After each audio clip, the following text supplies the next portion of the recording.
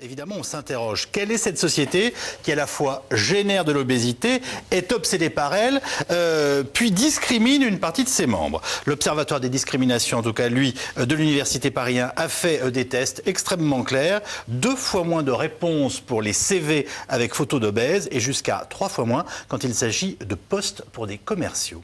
Reportage Florence Helleux, Emmanuel Bach. 4 Françaises sur 10, taille du 44 ou plus.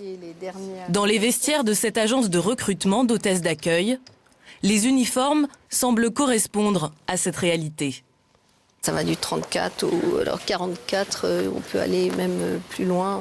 Les plus grandes tailles, c'est lesquelles? 50-52, voilà, ça c'est notre collection si vous le souhaitez.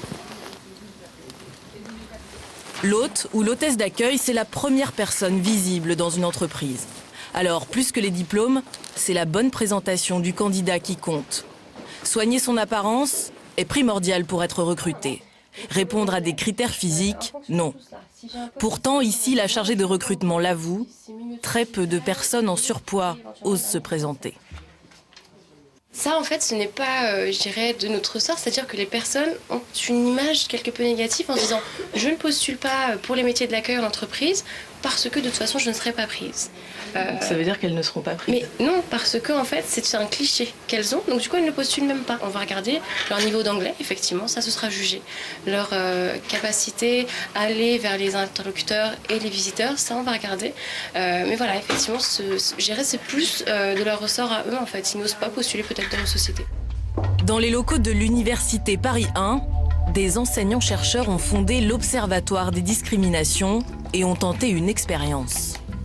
Envoyer à des centaines d'entreprises des CV suite à des offres d'emploi. Des CV de 2 personnes différentes, mais aux compétences égales. Seule variable, la photo. L'une des 2 personnes est obèse. Sur 258 envois, puisqu'on les envoyait quand même dans la même entreprise, sur 258 envois, donc réponse à une offre, on a eu 3 fois moins de réponses pour les personnes obèses.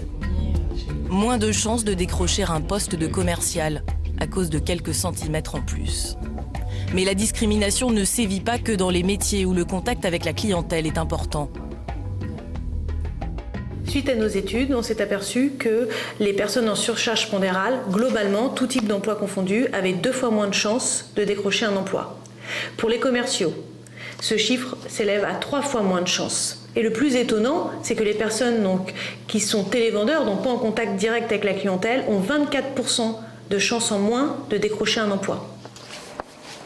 La preuve de la discrimination dans le monde du travail, Sandrine Greenberg peut aussi l'apporter. Elle est infirmière. Un jour, un employeur lui a expliqué clairement que son poids était un problème. La première fois que j'ai vécu la discrimination à l'embauche, c'était dans une société d'intérim. J'ai postulé par Internet, j'ai été contactée au téléphone, ils avaient absolument besoin de moi tout de suite. Le lendemain, j'avais un rendez-vous. Je me suis présentée et visiblement, ça ne collait pas. Et on m'a confirmé que mon poids serait un frein. Qu'est-ce qu'on vous a dit? Que ce n'était pas leur faute, qu'il fallait quand même qu'ils arrivent à me présenter à des clients, qu'ils avaient peur de perdre des clients, parce que la majorité des gens voyaient l'obésité comme signe de lenteur, de manque de caractère. Ils associent ça à un trouble de la personnalité. Confrontée à une pénurie d'infirmières, l'employeur indélicat a finalement rappelé Sandrine Greenberg. Elle a décliné l'offre et a trouvé du travail ailleurs.